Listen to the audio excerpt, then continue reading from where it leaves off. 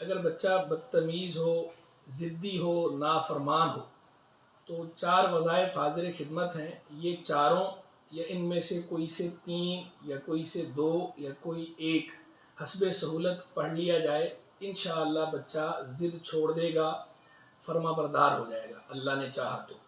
ایک وظیفہ تو یہ ہے کہ کسی بھی نماز کے بعد 300 بار 300 ٹائمز یا رؤوفو یا حنانو یا حکیم پڑھ لیا جائے۔ اول آخر دروشی بھی پڑھنا ہے، یہ پڑھنے کے بعد پانی پہ دم کر کے دم شدہ پانی بچے کو پلا دے۔ دوسرا وظیفہ یہ ہے کہ 121 بار یا ودودو یا لطیفو یا اللہ پڑھ کر بچے یا بچی کے سر پر پھونک مار دیں اور پانی کے گلاس پہ دم کر کے دم شدہ پانی بچے کو پلا دیں۔ تیسرا وظیفہ یہ ہے کہ قرآن مجید فرقان حمید کی آیت کریمہ ہے، ربنا هب لنا من ازواجنا وذریاتنا قرۃ اعین واجعلنا للمتقین اماما۔ یہ آیت بطور دعا کثرت کے ساتھ پڑھی جائے۔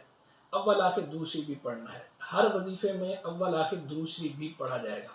چوتھا وظیفہ یہ ہے کہ رات کو بچہ یا بچی جب سو رہا ہو تو بچے یا بچی کے سوتے وقت اس کے سرہانے کھڑے ہو کر ایک بار سورہ کوثر یا سورہ اخلاص بلند آواز سے پڑھ لی جائے۔